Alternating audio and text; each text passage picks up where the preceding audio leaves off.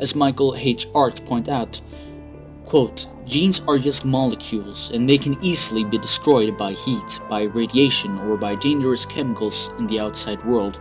To protect themselves, the genes construct a container around themselves to keep out harmful chemicals and radiation, a quote, house, close quote, with thermostat that keeps the temperature nearly constant. If the house, i.e. the human being or animal produced by the genes, is well designed, then the genes can survive and replicate. If the house has serious defects, the genes inside it will die.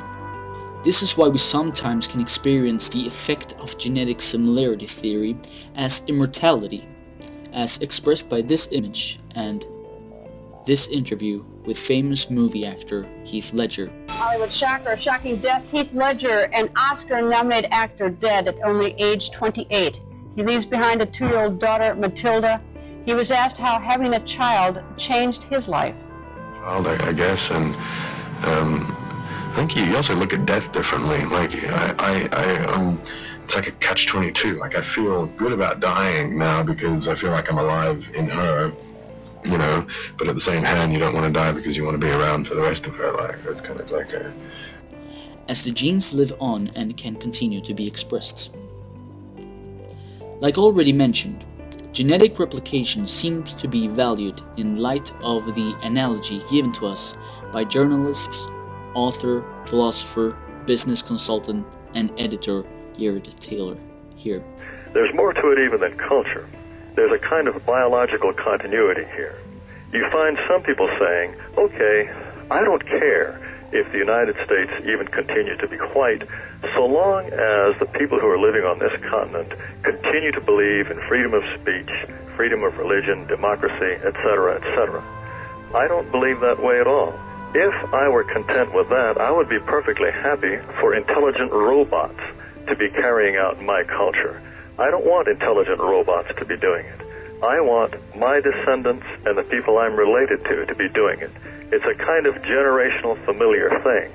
I think every group, every society has the right to preserve itself, and preservation is both a biological and a cultural preservation.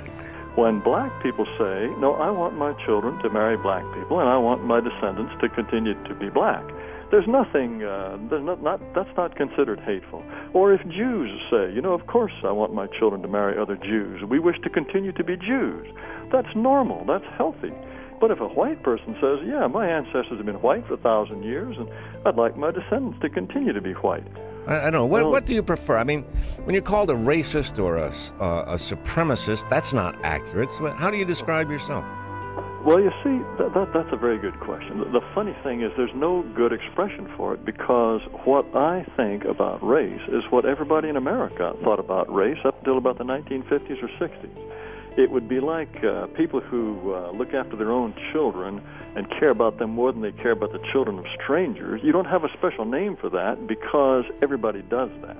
Now, if you suddenly got into some nightmare society in which you were supposed to put your children into some sort of collective child rearing and care just as much about other people's children as your own children, then they might come up with some word that's the equivalent of racist and say, oh, these terrible familists.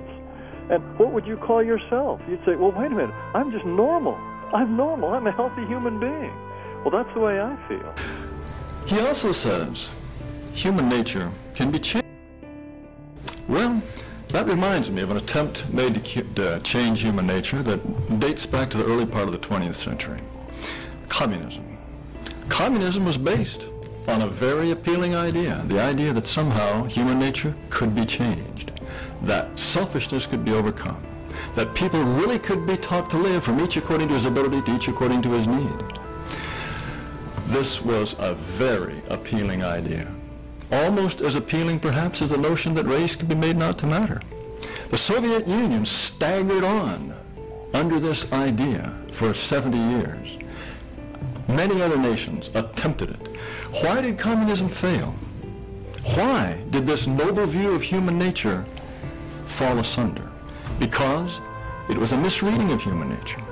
We now understand that there is a certain basic selfishness in human beings that it is folly to attempt to overcome.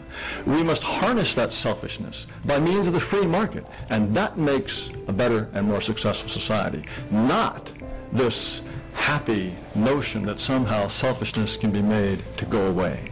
It doesn't work. It didn't work. And likewise, it is not going to work, this idea that race can be made to go away. We have to be realistic. Professor March says there's no such thing as human nature. Well, look at history. Look at every society. One example that I would give is this. I love my children more than I love the children of anyone else in the world. And I make no apologies for that. There have been attempts to raise children communally, in communes, and say, no, that's selfishness, that's wrong. You can't care more for your children than my children. Didn't work. People care for their own children more than they care for the children of others. It's human nature. Furthermore, I would make an analogy a little bit further. I don't love my children more than I love the children of others because they're objectively superior. I love them because they're mine. That's all it takes. And it doesn't mean that I dislike your children. In fact, I can work up quite an affection, perhaps, for your children. I feel no hostility for your children. But my children come first because they are mine. Now, a race is a person's extended family. It is the largest group to which human beings feel a kind of natural, instinctive loyalty. It is their large family. And they have a loyalty to their race that is like my love for my children. It is one that puts a certain group first without the slightest hostility to any other group. It is true that when whites had no experience of other races, when they were strictly within the European continent, the only people they saw were whites, there were all sorts of conflicts based on religion, based on nationality and language, as I said previously.